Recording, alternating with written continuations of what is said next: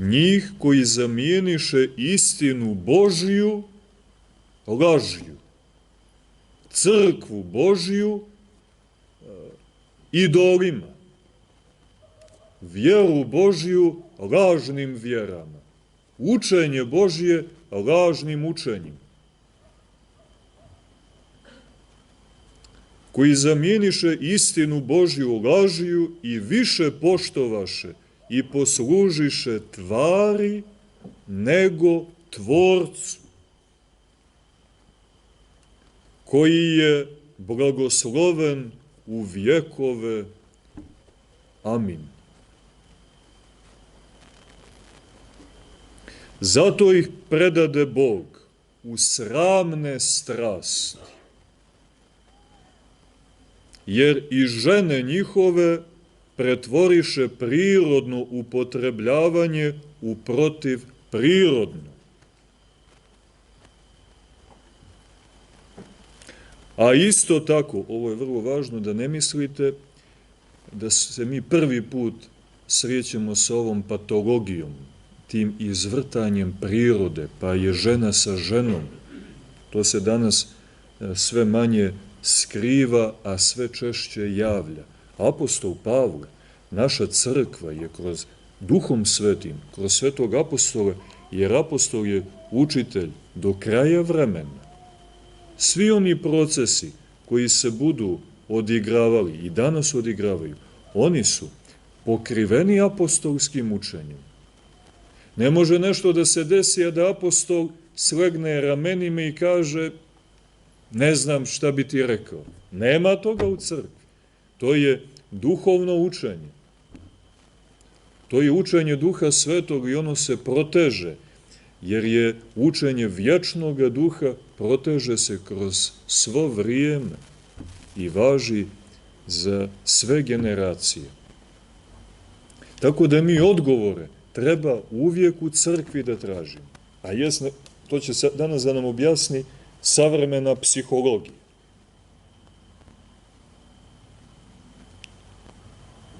Psihijatrija, koja potpuno ignoriše učenje crkve. Imate, to nam govore braće i sestre koji silom prilika zaglave u tim garažama, ali i to je dobro samo u smislu jer smirava čovjeka.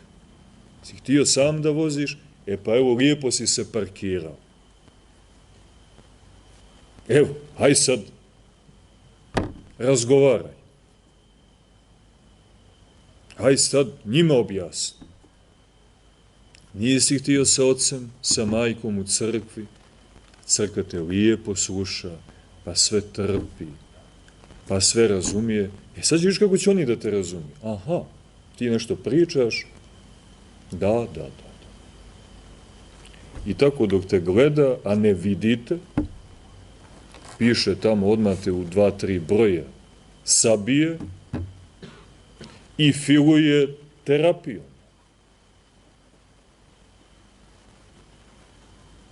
I ne želi više da te vidi. I kad te bude gledao, to će biti na tim kontrolama na mjesec, 2, 3, po 5 sekundi. I kraj. Pa eto ti. Nisi htio kod majke, evo ti maćeha. Još oni otvoreno kažu, zamislite, da njih ta priča uopšte ne interesuje. Crkva. Mene to uopšte ne interesuje, kaže ti, recimo, neki psihijatar. Ja u to ne vjerujem. Ti kako hoćeš. Idi, ne idi, ali ja u to ne vjerujem. Eto, lijepo si se parkirao. Lijepo si se utješio. Dakle, oni, ili sociolozi, znate, antropolozi, oni će da nam objasne. Ne mogu oni nikom, ne mogu sebi da pomognu. I sami su ugroženi, a kamoli drugima da pomognu. Dakle, mi odgovore tražimo u crkvi. I to ne jedni od drugih. To nije crkveno učenje, pa mi dođemo, pa naletimo na dokonu bakicu, odavno nema nikakvih obaveza, ima prostora da čita, ima prostora da ide, pa se oni tako povezuju, pa znaju, pa se stvaraju ta, da kažemo, paralelna predanja i onda sačekuju ljudi. To su ti presretači. Čovjek dođe i odmah ga presretne njih 5-6 koji već znaju i hoće to svoje znanje, te nove duhovne vještine da provjere. Su presretači. To nikad nemojte da primate. Nikad, nikad, nikad. Sveštenik. Pa da vidimo njega. Ko on može, on će mi pomoći. Ako ne može, neka mi ukaže nekoga ko može. Znate, nemojte se zaustavljati. Ima sad, pogotovo naši hramovi, te, da kažemo, crkvene jedinice, pogotovo u gradovima, gdje sveštenici ne mogu da stignu sve to, da prate i da nadziru, tu se mnogo tih nezdravih kružoka formira i mogu da zbune, mogu i da sablazne.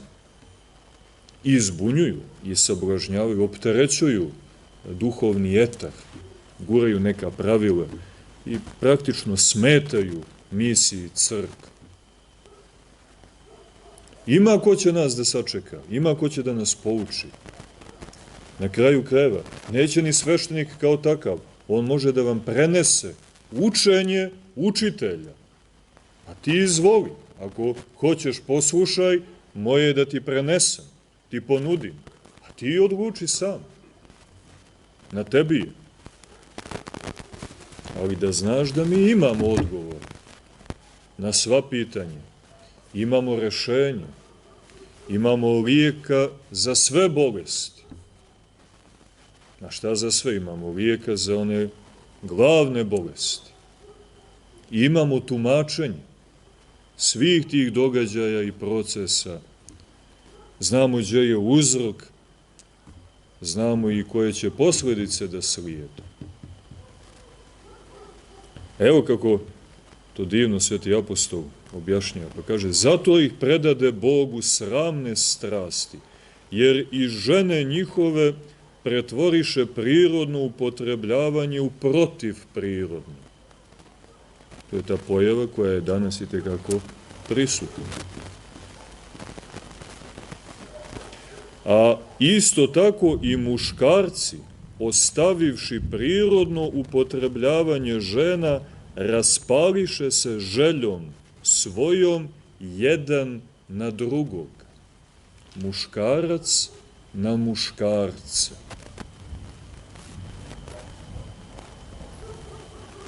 Pazite, dopuštenje Božije. Nećete slavu besmrtnog. Baš nećete. Nećemo. U redu.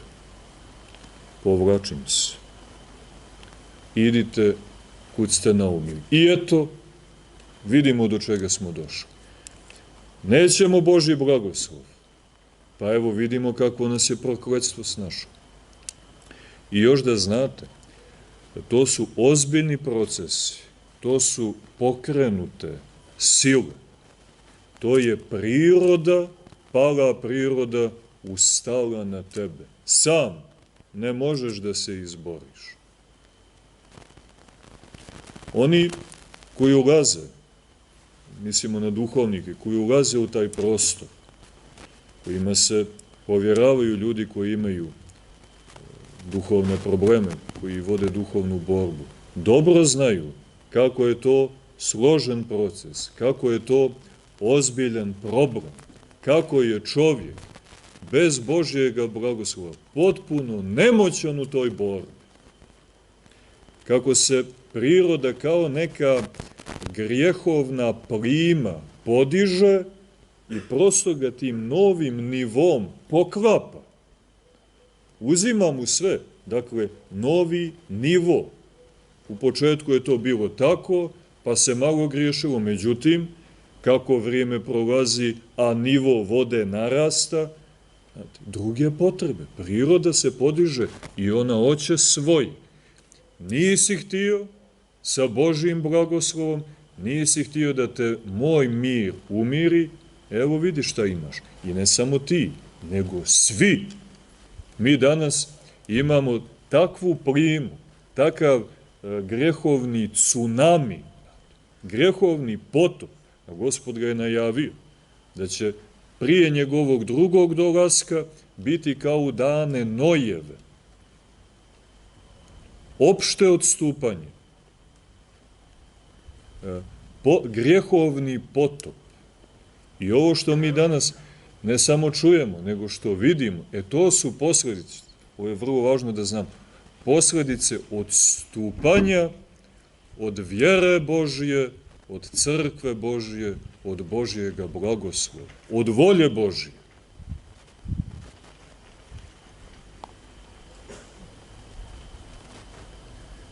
Tako isto i muškarci, ostavivši prirodno upotrebljavanje žena, raspališe se željom svojom jedan na drugoga, muškarci sa muškarcima, čineći sram, primajući na sebi odgovarajuću platu za svoju zabludu. Zabluda da možeš bez crkve. Zabluda da možeš sam. Zabluda da sve znaš. Da ne kažemo zabluda da huliš na crkvu, kao što mnogi pohule. Pa se posle čude šta bi sa ćerkom. Šta bi sa sinom. Mi znamo, su dolazile i majke, pa se žale, znate. Ćerka ne misli da se udaje. Ona ima ženu. Pazite, nije za smije, to su istine, znate, to je majka. Ćerka joj živi sa ženom. Otac, on je mislio da može, da zna, da umije, da mu crkva ne treba. Ako je prešao dalje, a uvijek dalje odemo kad se pogordimo, pa kad tajno, duhovno prezremo učenje crkve, to je najgore. Takav pada najniže.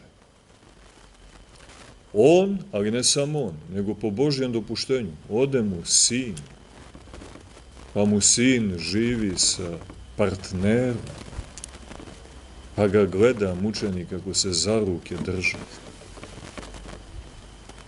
Kako planiraju. Vidite, znate, to je bezumlje, to je već probijanje granica. Tu nema više komentara. To su posljedice. Tu jedina mogućnost je u velikom, ognjenom, znojevom i krvavom pokajanju. Nema drugog izlaza. Oni planiraju porodicu.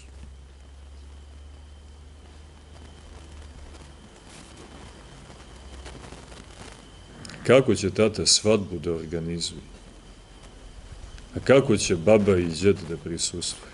A kako će stric? A kako će ujčevi?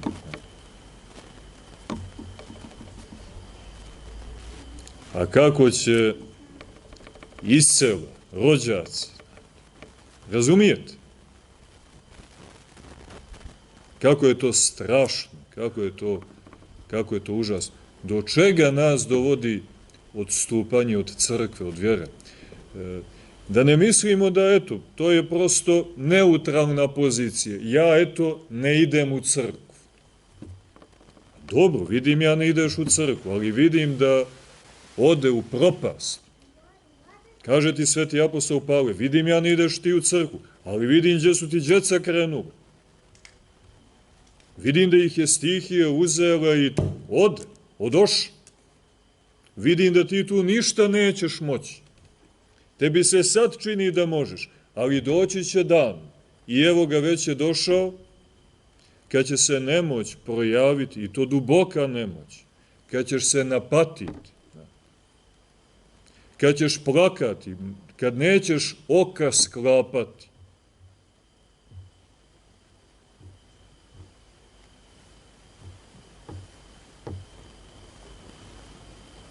I, nastavlja sveti apostol, i kako ne mariše da poznaju Boga, predade ih Bog u pokvaren da čine što je neprilično. njih koji su ispunjeni svake nepravde, bluda, zloće, lakomstva, nevaljalstva, puni zavisti, ubistva. Evo pogledajte šta se dešava i po našoj Crnoj Gori. Koliko tu, i samo zbog toga što smo se odvojili od Božjega blagoslova, od Božjega bogatstva, od Božje trpeze, od Božje ljubavi, od Božjega carstva, mi ujedamo jedni druge. Nama djeca, pazite, to su djeca, 20 godina, 25, to nije ni prodisalo. To se nije ni srelo sa životom, a već ode, postrada.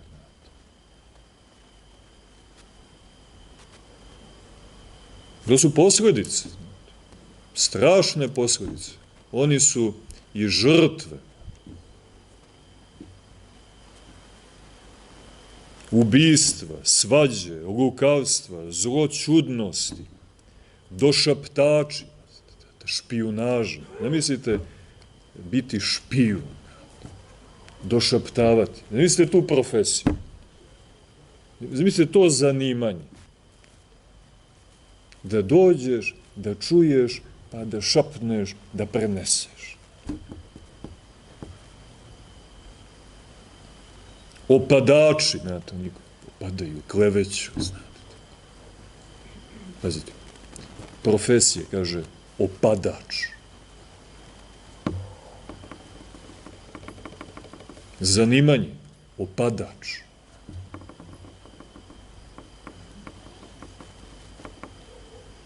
Bogomrzci.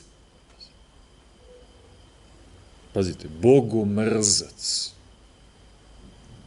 Nasilnici, gordeljivci, hvalisavci, izmišljači zala. Vidite kako je Duh Sveti kroz izmišljači zala. Pogledajte danas. To je čitava industrija. Izmisliti način da griješiš. Novu formu zločinjenja. Pazite, zanimanje.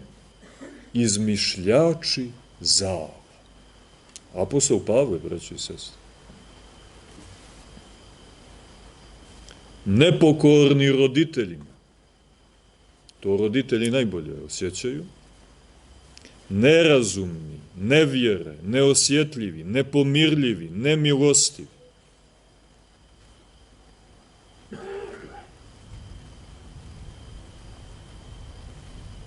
Sve su to posljedice. Sve to, braćo i sestre, zadesi onog čovjeka i onaj narod koji neće besmrtnu slavu Božiju da primi, da proslavlja, da se njome pričešćuje, jer crkva na to poziva, ni na šta drugo, sve ovo drugo, to smo mi izmislili. I tome nas je đavo naučio da nam postane dosad. Dok dođemo, dok se probijemo do svete liturgije, mi moramo borbenim vozilima, u pancirima da se probijemo, da probijemo sve one prstenove lažnih učenja, lažnih običaja, nametnutih predanja. Mnogi, nažalost, ne uspiju, nego se zaglave na onim prvim barikadama onog jeftinog nekog političkog marketinga. Misli da ako se uključiš u to polje, da je to, eto, da si postao ispovjednik vjere, da je to pravoslavlje svetoga Maksima ispovjednika. Ili da si pravoslavni vitez ti i sveti Đorđe. A ostade bez liturgije, ostade bez trpeze i zamijeni slavu besmrtnoga Boga za obličje smrtnoga čovjeka. I onda dolazi neminovno do raspadanja. I to vidite, progresivnog raspadanja. I naš narod, on se brzo raspada. Brže od drugih naroda. Jer nama je više dano. Ta besmrtna slava Božja bila je ideal naših svetih predaka. Oni tu slavu nisu mijenjali za slavu smrtnoga čovjeka, za slavu prolaznoga zemaljskoga carstva. A mi hoćemo ovdje na njihovoj zemlji, u prisustvu njihovih svetinja, njihovih zadužbina, njihovih svetih moštiju, u prisustvu njihovih besmrtnih duhova. Jer sva naša zemlja, vidite, ona je osvećena svetim hramovima. Ako ičega imamo, kao narod, imamo hramova. A svaki hram simbolizuje slavu, besmrtnu slavu Božju i daje mogućnost da se njome pričašćujemo. Da u hramu kroz molitve slavimo Boga, da mu se poklanjamo. Hodite, poklonimo se caru našem Bogu. Svakodnevno govorimo na bogosluženjima. Hodite, poklonimo se Hristu, caru našem Bogu. Hodite, poklonimo se samome Hristu, caru i Bogu našem. Je li tako? 3 sveta pjesma. Svjati Bože, svjati krepki, svjati besmrtni, pomiluj nas. Je to poklonjenje čovjeku ili 3 svetome Bogu?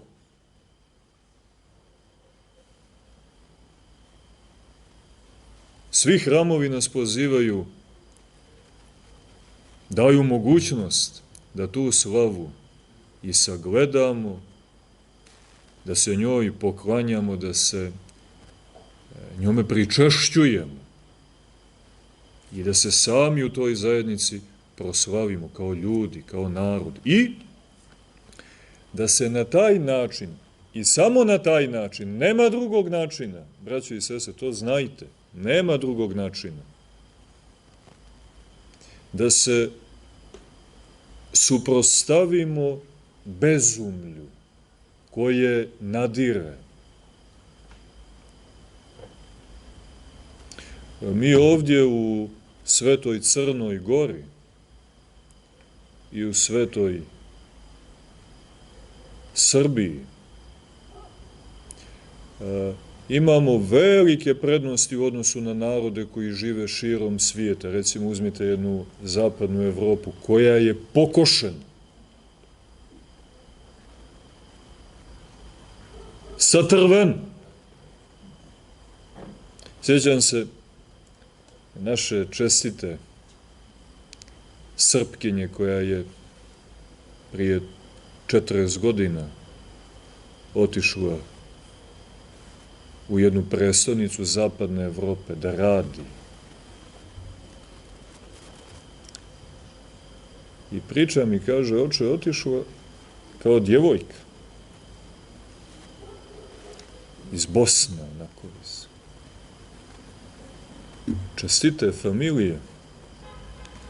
I kaže, uđem u neku pizzeriju, kaže, i vidim 2 mlada čovjeka sjede, drže se za ruke i ljube se.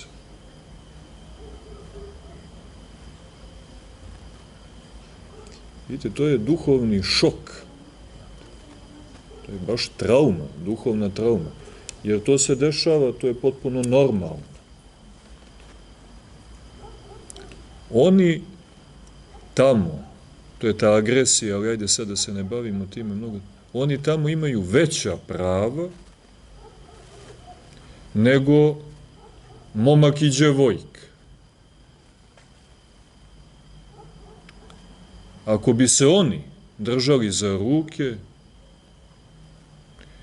i onako, da kažemo, cijelomudrano zagrlili i poljubili, možda bi neko i primjedbu uložio. Zašto to rade na javnom mjestu? Međutim, ovi to rade. Imaju pravo i to ne smije da se dira. To treba da se vidi, da se zna, da se promoviše. Ono što je tragično jeste što svijet, posebno na zapadu, a nije ništa bolje i na Dalekom istoku, razoružani su i jedni i drugi, nemaju čime da se usprotive.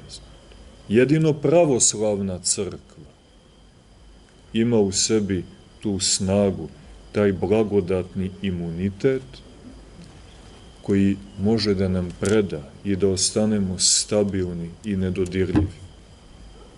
Nema drugog pomoćnika, vjerujte.